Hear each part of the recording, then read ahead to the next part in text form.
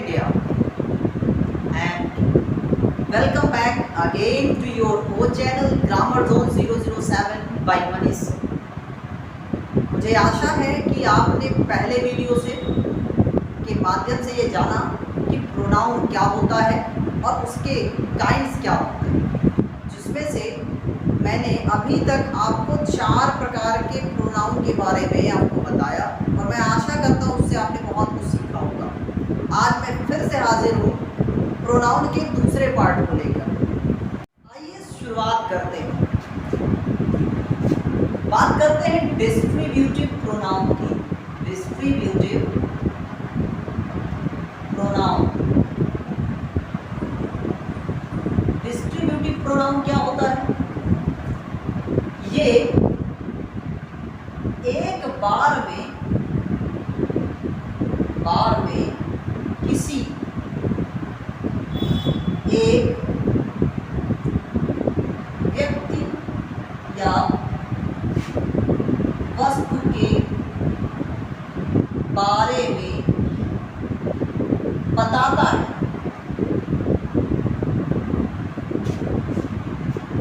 अब मतलब साफ है, जो किसी व्यक्ति या वस्तु के बारे में एक बार में एक के बारे में बताए वो क्या कहलाता है? Distributive pronoun. इसमें के कुछ एग्जांपल ले लेते हैं, जैसे each, every, either, neither, etcetera. Each, every, either, neither.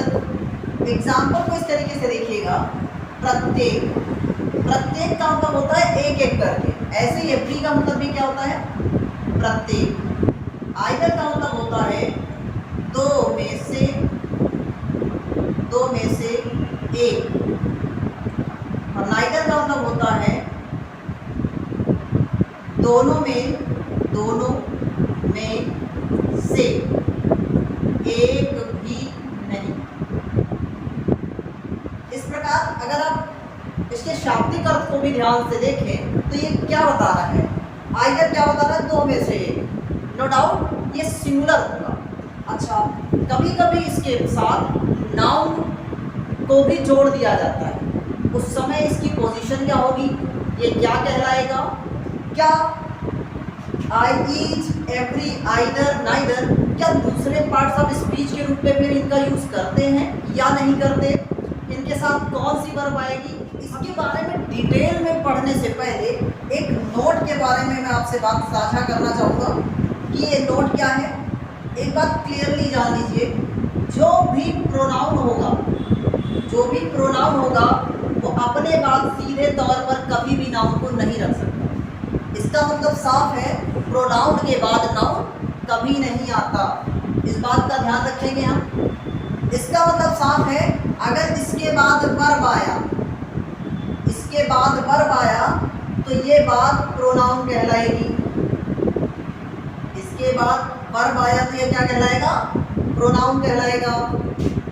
अगर इसके बाद नाउन आया तब ये एडजेक्टिव कहलाएगा। ठीक है? और यदि इसके बाद ऑफ लगाने के बाद, यानी कि ऑफ का मतलब क्या? प्रीपोजिशन।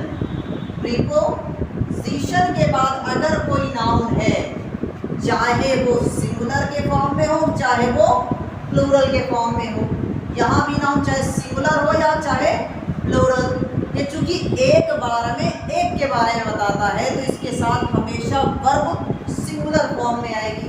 बात आती है सर, अगर इसके बाद वर्ब है तो ये प्रोनाउन है, अगर इसके बाद नाउन है तो ये एडजेक्टिव है। तो साफ है, अगर प्रीपोजिशन आ गया, नाउन नहीं आया है, वर्ब नहीं आया, तब ये क्या होगा? तब ये एडवर्ब होगा। तब ये क्या होगा? एडवर्ब। बात आती है एडवर्ब क्यों?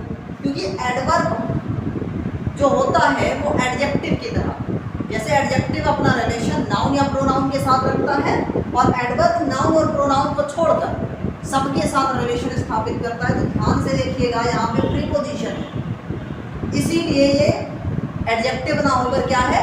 एडवर्ब है। कुछ एग्जाम्पल लेते हैं, आपके दिमाग में जो डाउट्स है वो अपने एग्जाम्पल है। Each has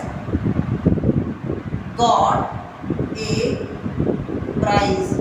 each has got a prize, यहाँ पर ईच दिख रहा होगा। ईच के बाद जो है वो क्या है, वर्ब।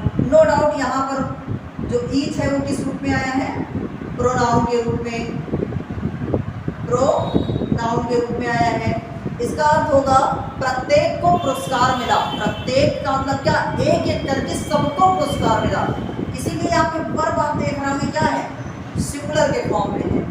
कभी कभी इसके साथ जब नाउन आ जाता है, each boys gets, each boys gets a prize, a prize in class. Each boy gets a prize in class. प्रत्येक लड़का gets मतलब होता है प्राप्त करता है, a prize in class का मतलब हो गया कक्षा में। साफ है कि each के बाद आपको दिख रहा होगा boys, नो डाउट आपको नाउन प्लूरल दिख रहा है, लेकिन वर्ब देखिए किस कैसा आया है, सिंगुलर। अच्छा ऐसा हुआ क्यों, जब भी ईच, आइदर, नाइदर, एवरी अगर ये किसी नाउन के पहले आते हैं तो भले वो प्लूरल की ओर इंडिकेशन कर रहे हो, प्रत्येक का मतलब होता है एक एक करके, तो नो डाउट ये भी क्या हो जाएगा, सिंगुलर। लेकिन यहाँ पर ईच का जो कंडीशन है, चूंकि इसके बाद क्या आया है, नाउन आया है, इसलिए ये क्या हो जाएगा, एडजेक्टिव हो जाएगा। एक और एग्जांपल लीजिएगा, जैसे either of either of the two roads, either of the two roads leads to Lucknow, Lucknow। यहां से देखिएगा either of the two roads, यहां पर आपको two roads दिख रहा होगा। बहुत सारे लोग यहाँ पर कंफ्यूजन में आएंगे और उनके लिए वर्ब प्लूरल हो जाएगा, प्लूरल कभी नहीं होगा, सिंगुलर होगा। वर्ब की पहचान साफ है कि जिसे हम सिंगुलर वर्ब कहेंगे उसके लास्ट में यस लगा होगा या ईएस लगा होगा। ध्यान से देखिएगा, चूंकि ये प्रीपोजिशन के पहले आया है इसलिए ये क्या है, एडवर्ब है। इस प्रकार से जो डिस्ट्रीब्यूटिव प्रोनाउन है उसको मैंने कंप्लीट कर दिया है। आइए नेक्स्ट प्रोनाउन की बात है, रिलेटिव प्रोनाउन। रिलेटिव प्रोनाउन को पढ़ने से पहले रिलेटिव शब्द को जानें। रिलेटिव का मतलब हो गया, जैसे हमारे रिलेटिव्स होते हैं यानी कि रिश्तेदार। साफ साफ है रिलेटिव प्रोनाउन का काम क्या है, it shows relation, it shows relation in a sentence and tells about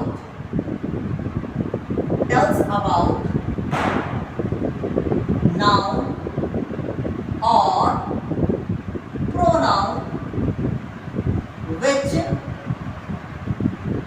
comes before it. साफ है, ये रिश्ता बताता है, शोज का मतलब दिखाता है या बताता है, क्या बताता है, रिश्ता।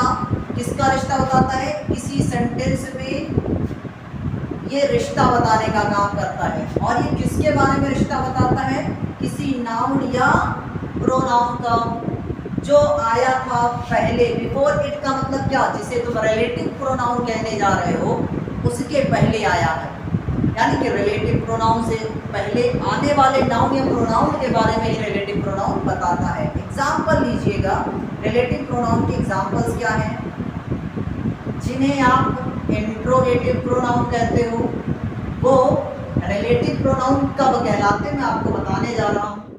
विच, why, where, when, what and how, ये सभी क्या है, रिलेटिव प्रोनाउन है। और ये रिलेटिव कब होते हैं इसका पहले आप समझिएगा।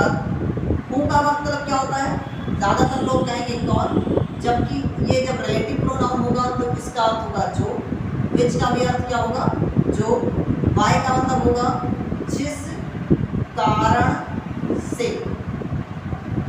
वेयर का मतलब होगा जहां, वेयर का मतलब क्या हो जाएगा जहां, वेन मतलब हो जाएगा जब, व्हाट मतलब हो जाएगा जो, एंड हाउ मतलब होता है जिस तरह, जिस तरह या जिस प्रकार से। इसका मतलब साफ है। ये जो हूँ है ये किसके लिए आता है, लिविंग बीइंग के लिए आता है। ये हमेशा लिविंग बीइंग को डिनोट करता है। ये किसको डिनोट करता है, लिविंग बीइंग को। विच किसे डिनोट करता है, नॉन लिविंग के लिए, नॉन लिविंग। उसके साथ साथ एनिमल्स के लिए आता है ये, animals, birds etcetera, sorry animals and birds के लिए आता है। उसके साथ वाई क्या बताता है, रीजन, क्या बताएगा रीजन। वेयर बताएगा किसके बारे में, प्लेस के बारे में, यानी कि ये सेंटेंस में प्लेस के बारे में बताएगा। ऐसे ही व्हेन हमेशा किसको इंडिकेट करता है, टाइम को। और साफ है व्हाट किसको इंडिकेट करेगा, व्हाट से जब भी आप कोई रिलेशन सेंटेंस में शो करने का काम करेंगे उसमें टाइम एंड प्लेस नहीं आएगा, प्लेस को छोड़कर। इसका मतलब साफ है आंसर, यानी कि रिलेशन में टाइम और प्लेस नहीं आएगा और कुछ भी आ सकता है। और हाउ का मतलब होता है जिस तरह, यानी कि ये बताएगा मैनर। मैनर क्या होता है, तरीका, एक तरीका बताता है। साफ है ये रिलेशन जब बताएगा तो इसके पहले जब कभी भी जो आएगा वो क्या होगा, लिविंग बीइंग होना चाहिए। विच हमेशा नॉन लिविंग बीइंग या एनिमल्स के लिए आता है। वाई हमेशा रीजन को शो करता है, जबकि वेयर से हम प्लेस, वेन से टाइम, व्हाट से टाइम और प्लेस को छोड़कर, इसी प्रकार से हाउ जो है मैनर बताता है। ये सभी एक सेंटेंस में रिलेशन को बताते हैं, मतलब एक रिश्ता पैदा करते हैं। आइए कुछ एग्जाम्पल लेते हैं इसको जज करने के लिए कि जो मैं बता रहा हूँ वो सारी बातें ठीक वैसे ही चलती हैं या कुछ और। For example, I know the boy, I know the boy, मैं उस लड़के को जानता हूँ,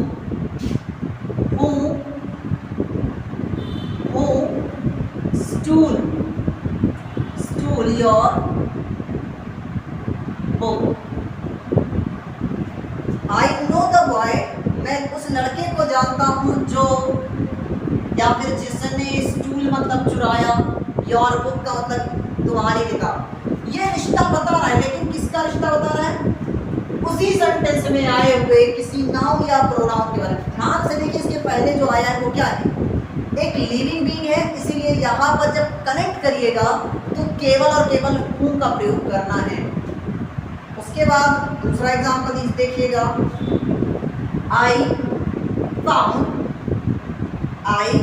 फाउंड ए बैग, मुझे क्या मिला था, बैग। अब डिसाइड करिए आप कि ये लिविंग है कि नॉन लिविंग। अगर ये नॉन लिविंग है तो हूँ की जगह पर क्या आ जाएगा, विच। I found a bag which was full of coins. मुझे एक बैग मिला जो भरा हुआ था, किससे, सिक्कों से। ध्यान से देखिए पीछे ने रिलेशन बताया, लेकिन किसका बताया, नॉन लिविंग का। इसी तरीके से एग्जाम्पल, अगला एग्जाम्पल लेते हैं। This is the garden where I saw a snake. ध्यान से देखिएगा, दिस इज द गार्डन, ये वो बगीचा है जहां मैंने देखा था एक सांप।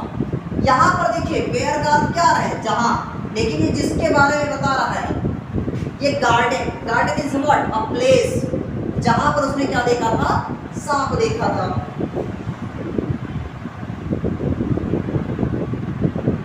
अगला एग्जांपल देखिएगा, हु हो गया, विच हो गया, वेयर हो गया। और भी एक एग्जांपल लीजिएगा, जैसे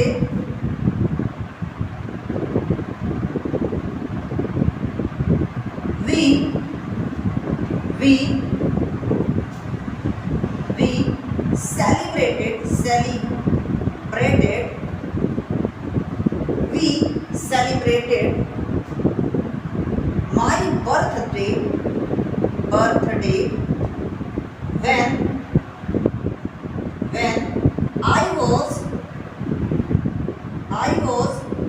not quite well। We celebrated, हमने मनाया था, क्या मनाया था, बर्थडे मनाया था। बर्थडे क्या बता रहा है, उस टाइम को बता रहा है। When I was, जब मैं नहीं था, quite well मतलब ठीक नहीं था, मतलब मेरी तबीयत खराब थी उस समय। यहाँ पर when देखिए क्या बता रहा है, टाइम को रिलेट कर रहा है। इस तरीके से आपने जाना रिलेटिव प्रोनाउन केवल और केवल रिलेशन शो करता है। नेक्स्ट प्रोनाउन है इंट्रोगेटिव। वर्ब जो है क्वेश्चन को क्रिएट करना होता है, इसका काम होता है क्वेश्चन क्रिएट करना। लास्ट में इसकी पहचान बड़ी आसान है कि लास्ट में इस पे क्या लगा होता है, क्वेश्चन मार्क। तो जो रिलेटिव प्रोनाउन और इंट्रोगेटिव प्रोनाउन है उसको पहचानना बहुत आसान है। जब ये रिलेटिव होगा तो लास्ट में क्वेश्चन मार्क नहीं होगा, जबकि इंट्रोगेटिव प्रोनाउन के साथ क्वेश्चन मार्क का होना नेसेसरी है, अनिवार्य है। इट इज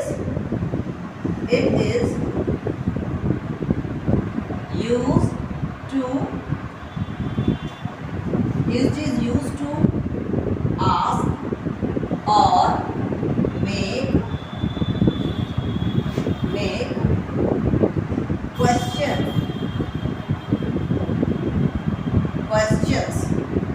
ध्यान से देखिएगा, it is used to ask, इसकी सहायता से हम पूछते हैं या फिर बनाते हैं। क्वेश्चंस का मतलब होता है प्रश्न, इसकी सहायता से हम क्या करते हैं, प्रश्न करते हैं। ठीक है, अगर मैं बात करूं जो इंट्रोगेटिव प्रोनाउन है उसमें एक खास बात है और ये बात पूरे इंग्लिश पर लागू होती है। ये बात कौन सी है, There are 8 parts of speech in which only 7 is considered as a parts of speech। केवल 7 ऐसी है जिन्हें हम parts of speech में कंसीडर करते हैं। बात आती है 8वें को क्यों नहीं करते। 8वां इंटरजेक्शन है। इंटरजेक्शन केवल सडन फीलिंग को शो करने के लिए आता है, उसका खुद का कोई अर्थ नहीं होता। जैसे ओ, इसका कोई अर्थ नहीं है। मैं कहना चाहता हूँ कि जिस प्रकार से 7 ही पार्ट्स ऑफ स्पीच होते हैं, इसी तरीके से जो इंट्रोगेटिव प्रोनाउन है उसमें केवल 7 क्वेश्चंस होते हैं। इसके अलावा 8वां कोई क्वेश्चन नहीं होता, जिसमें आप जरूर ये कहना चाहोगे सर 8वां होता है, मैंने देखा है। जो नो डाउट आपने देखा होगा, लेकिन वो जो 8वां है वो इन्हीं 7 से मिलकर बना होगा, इसलिए परेशान होने की ज़रूरत नहीं है। और ये जानिए कि हाँ इसका वर्ग क्या है। जैसे ये 7 प्रश्न हैं जिनको आप क्रिएट कर सकते हैं, जैसे कि what, why, where, when, how, which and who. What का मतलब यहाँ पर क्या होगा, क्या। व्हाई मीन्स होता है क्यों, वेयर मीन्स होता है कहाँ, व्हेन मतलब होता है कब, हाउ मतलब होता है कैसे, व्हिच मतलब होता है किसका या फिर किसे, वो मतलब होता है कौन। आपने ये जाना कि इसमें कुछ खास बातें निकल के सामने आई। हिंदी में इसका अर्थ का से लिया जाता है, और दूसरी बात हिंदी में इसका अर्थ का से लिया जाता है, और जो दूसरी बात है वो ये कि जिसे आप उत्तर कहोगे, आंसर, ठीक है, सॉरी, हिंदी में इसके अर्थ में का हुआ। और दूसरी बात, जो उत्तर होगा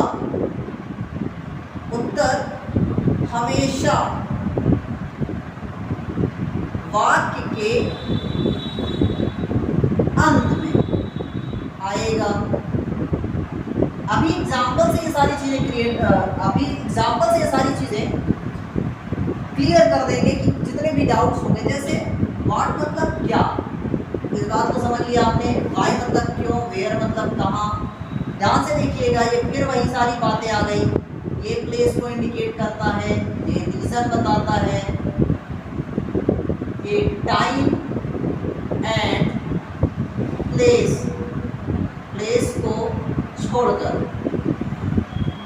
इसके साथ सारे आंसर मिल सकते हैं। व्हेन हमेशा टाइम को इंडिकेट करता है, जबकि हाउ हमेशा मैनर बताता है कि कोई चीज़ किस प्रकार से हुई। विच नॉन लिविंग के लिए आता है, नॉन लिविंग के लिए आता है, और हु आता है लिविंग बीइंग के लिए। ठीक है, इनके साथ जो ये टर्म्स मैंने जोड़े, ये जो बेसिक टर्म्स जोड़ दिया मैंने, ये जो दो बातें मैंने जोड़ दी हैं, इसको समझने के लिए कुछ एग्जांपल्स क्रिएट कर लें। फर्स्ट एग्जांपल है, जैसे मैं आपसे पूछूं, कोई आपसे पूछे what is your name. Question क्या है, आपका नाम क्या है। Question mark. ध्यान से देखिए, इसका इससे रिलेट करिएगा। क्या से आया, देखिए जब आप आंसर लिखेंगे इंग्लिश में तो क्या होगा, माई नेम इज करण। मेरा नाम करण है। किसी ने आंसर दिया माई नेम इज करण, तो आप देख रहे होंगे जो आंसर आया है व्हाट से मैंने आपको बताया था कि टाइम और प्लेस को छोड़कर। ये जो आंसर आया है, ना तो ये टाइम है और ना ही ये प्लेस है, और लिखा कहाँ है, लास्ट में।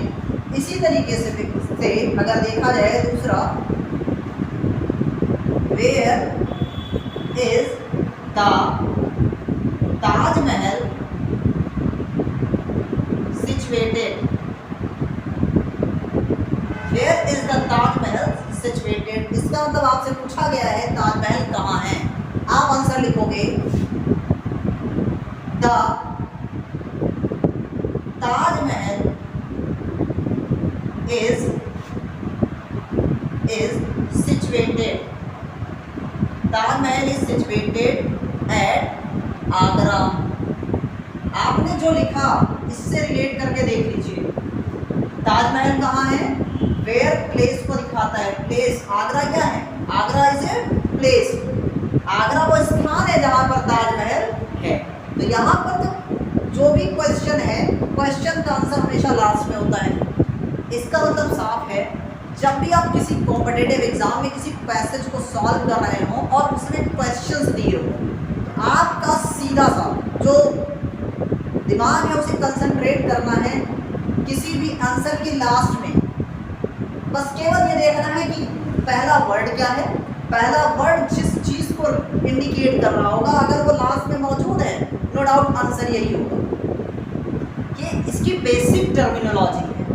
और बात करें अगर प्रोनाउन की, तो प्रोनाउन की जो रेंज है वो भी कॉम्पिटिटिव एग्जाम्स के लिए काफ़ी वाइड है। तो इसके जो रूल्स हैं वो भी मैं एक एक करके वीडियो के माध्यम से आपके सामने लाऊंगा, और उम्मीद करता हूं कि इन वीडियोस के माध्यम से आप कंपटीशन की अच्छे से अच्छी तैयारी कर पाएंगे। कुछ और बातें हैं जो प्रोनाउन का हिस्सा है, लेकिन इसको किस कैटेगरी में रखा जाए ये थोड़ा सा बता पाना मुश्किल है, क्योंकि आपने बुक्स पढ़ी हैं, बुक्स में ज़्यादातर इनके बारे में कोई जिक्र नहीं है। लेकिन मैं आपको बताना है किसी भी प्रोनाउन के अंतर्गत क्यों नहीं रखा गया, या फिर बुक्स में इसकी डिटेल क्यों नहीं है, इसके बारे में मैं आपको बहुत डीप या फिर डेप्थ में नहीं बता सकता। आपको मैं बताना चाहता हूँ, ये कुछ इस प्रकार से आपके सामने आएंगे। जैसे एग्जाम्पल में मैं आपको कुछ बातें बताता हूँ, शायद आप समझ पाएँ। जैसे माई मीन्स होता है मेरा, ऐसे ही आवर्स इसका मतलब होता है हमारा, ऐसे ही इसका अर्थ होता है आपका। और आप देख पा रहे होंगे कि ये पॉजेसिव केस के रूप में आया है। ठीक है, मेरा, हमारा, आपका या फिर तुम्हारा। ऐसे एक और एग्जांपल देखिएगा, जैसे OWN, ओन मतलब होता है खुद का, खुद का या स्वयं का, या स्वयं का। और लास्ट में आपका है दाई, दाय। दाय मतलब होता है तेरा। ध्यान से देखिए, ये बात आपको कहीं ना कहीं खुद का या स्वयं का, ये तो आपको पॉजेसिव लग रही होगी। ये क्या लग रहा होगा? पॉजेसिव। जबकि इसका नेचर क्या है मैं आपको बताऊंगा। पॉजेसिव केस अपने बाद क्या लेता है, ये तो आपको मैंने पहली वीडियोस में बता दिया है। कि पॉजेसिव केस अपने बाद नाउन लेता है, और ये अपने बाद नाउन नहीं लेता। एक एक करके अभी इसके बारे में चर्चा करते हैं। पहली बात, आइए दाएं के बारे में बात। जैसे ओन, ये खुद का या स्वयं का, कहीं ना कहीं मैंने आपको इसके बारे में डिटेल बताया हुआ था, जो कि रिफ्लेक्सिव कहलाता था, जिसमें वीक रिफ्लेक्सिव और स्ट्रॉन्ग रिफ्लेक्सिव की कैटेगरी थी। उसमें मैंने खुद का या स्वयं का को स्ट्रॉन्ग रिफ्लेक्सिव कहा था। माइंड, एक ही एग्जाम्पल से समझने का प्रयास करें, और दूसरी तरफ रख लेते हैं माइंड को। ध्यान रहे, ये अपने बाद नाउन लेता है 100%। इसके बाद क्या आएगा? नाउन आएगा, जबकि इसके बाद नाउन कभी नहीं आएगा। अब ये बात क्या हो सकती है? क्योंकि ये सब्जेक्ट की जगह पर लिखी नहीं जा सकती, इसलिए इसको हम ऑब्जेक्टिव केस कहते हैं। क्या कहते हैं? Objective case. जबकि इसे जब पर्सनल प्रोनाउन में मैंने पढ़ाया तो इसको मैंने उसके अंतर्गत नहीं रखा था। आइए देखिए, ध्यान से देखिएगा, ये क्या है? ये तो पॉजेसिव केस है, इसके बारे में तो आपको कोई दिक्कत नहीं है। ये क्या है? Possessive case, POSSESSIV, possessive case. बात को ऐसे समझें, एग्जाम्पल लीजिएगा, जैसे यह है मेरा बगीचा है, यह मेरा बगीचा है। ध्यान से, यह की स्पेलिंग हो जाएगी दिस, यह की स्पेलिंग इज। हिंदी में भी यही नियम है और इंग्लिश में भी यही नियम चलता है। मेरा चूंकि प्रोनाउन है और उसके बाद नाउन लिखा है, हमेशा साथ में बोला जाएगा। इंग्लिश में भी जिसे तुम प्रोनाउन कह रहे हो और नाउन कह रहे हो, अगर वो साथ में दिख रहा है तो उसे साथ में लिखेंगे। मेरा बगीचा क्या हो जाएगा? माई गार्डन। हिंदी में जैसा दिख रहा था वैसे मैंने इंग्लिश में लिख दिया, यह मेरा बगीचा है। ठीक है, माई अपने बाद चूंकि नाउन रखे हुए इसलिए ये कौन सा केस है? पॉजेसिव। जबकि इस सेंटेंस का दूसरा छोड़ देते हैं। इसी सेंटेंस को अगर मैं लिख दूं, यह बगीचा मेरा है, अब सेंटेंस क्या होगा? जैसे यह की स्पेलिंग तो हो जाएगी दिस, यहाँ पर देखिए यह के साथ बगीचा, यानी कि नाउन भी इसी के साथ बोला गया, तो हो जाएगा दिस गार्डन इज माइन। ध्यान से देखिए, सब्जेक्ट वर्ब, ये कौन सा केस हो गया? फिर ऑब्जेक्ट, और ये कहलाएगा ऑब्जेक्टिव केस। ऐसे कुछ और example, I am your friend, मैं तुम्हारा मित्र हूँ। ठीक है, अब इसी सेंटेंस, ये एक सेंटेंस हो गया। ऐसे ये देखिएगा, जैसे अगला सेंटेंस मैं लिख रहा हूँ, this book is yours, this book is yours. ध्यान से, अगर बीच में लिखना है तो योर लिखेंगे, लास्ट में लिखना है तो योर्स लिखेंगे।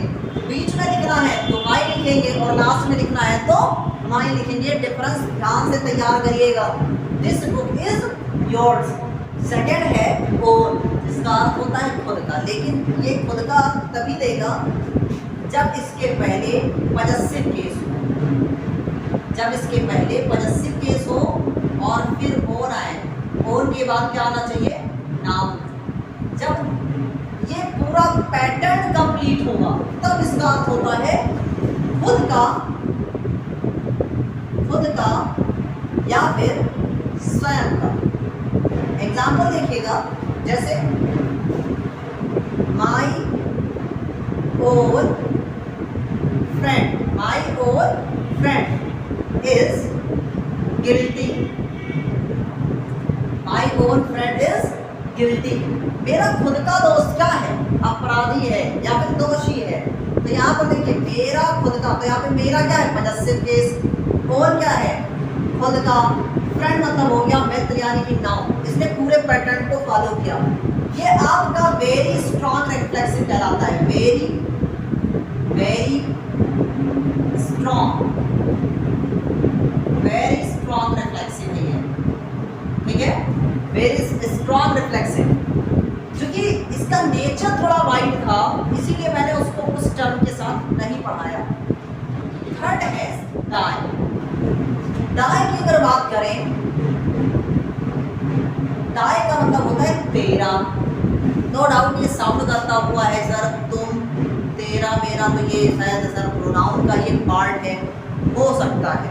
लेकिन इसके बारे में आज ज़्यादा जानकारी के लिए आप इसको पूरे तरीके से देखिए। जैसे दाव, दाव, दाई एंड दाई, ये पूरा एक पैटर्न है जिसमें से दाव की अगर बात करें इसका अर्थ होता है तू, दाई का मतलब होता है तेरा, इसका दाई का मतलब ये होता है तेरा या तेरी, ठीक है।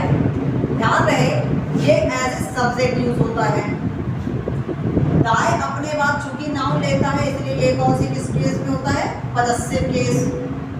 ये कैसा होता है यूज? Possessive case. और ये क्या है? Objective case.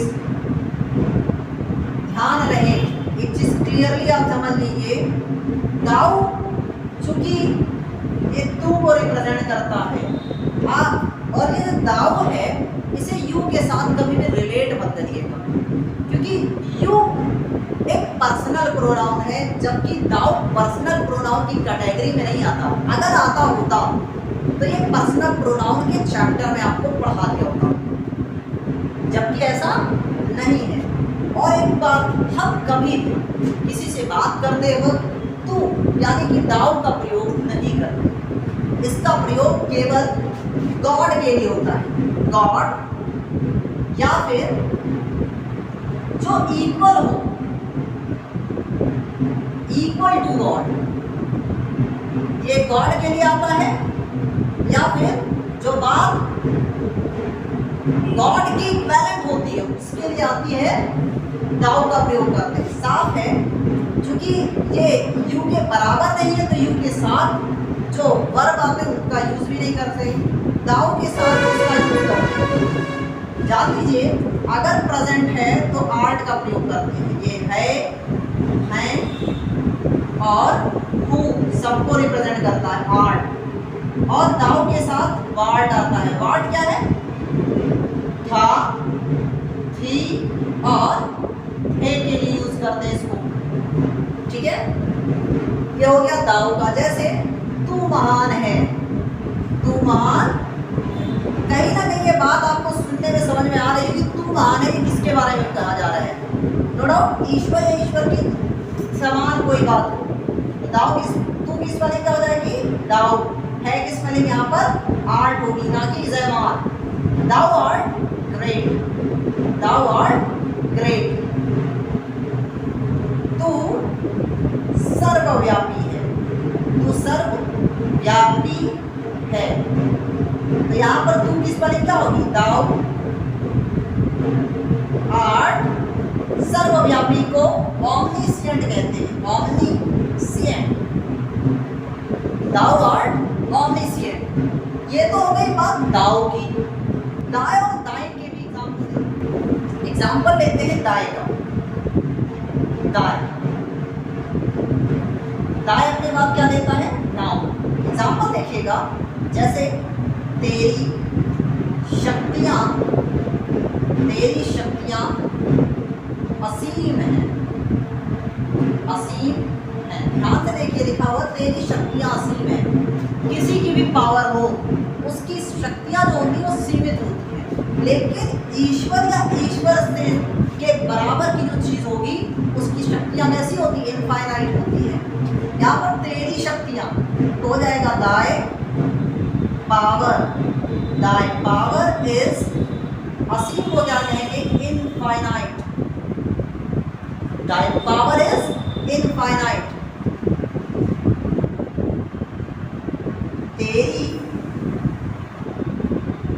तेरी दया ने यह दुनिया बनाई है। तेरी दया ने यह दुनिया बनाई है, हो जाएगा Thy mercy, बनाई है काम पूरा हो गया है, has, Thy mercy has made, क्या बनाया है, यह दुनिया, क्या हो जाएगा, this world, Thy mercy has made this world। इस तरीके से दाई के बारे में मैंने आपको बताया। बात करते हैं दाई। दाई का अर्थ भी होता है तेरा, लेकिन ये ऑब्जेक्टिव केस कैसे है वो देखते हैं। जैसे आपने इसको कहीं ना कहीं पढ़ा होगा, मेहनत मेरी है और रहमत तेरी है। इस बात को ऐसे समझें, मेहनत यानी कि लेबर इज माइन। एक इंसान है जिसने ये बात बोली कि लेबर मेरा है, यानी कि जो मेहनत मेरा है इसलिए होगा लेबर इज माइन।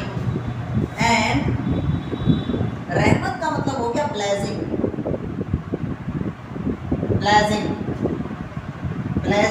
इज तेरी की स्पेलिंग क्या हो जाएगी, दाइन।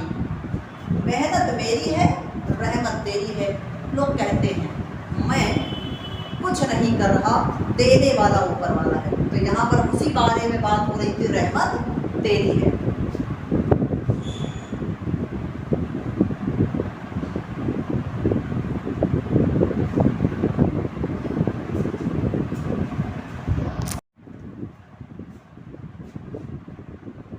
दाइन का अर्थ भी होता है तेरा, लेकिन ये ऑब्जेक्टिव केस कैसे है वो देखते हैं। जैसे आपने इसको कहीं ना कहीं पढ़ा होगा, मेहनत मेरी है और रहमत तेरी है। इस बात को ऐसे समझें, मेहनत यानी कि लेबर इज माइन। एक इंसान है जिसने ये बात बोली कि लेबर मेरा है, यानी कि जो मेहनत मेरा है इसलिए होगा लेबर इज माइन। एंड रहमत का मतलब हो गया ब्लेसिंग।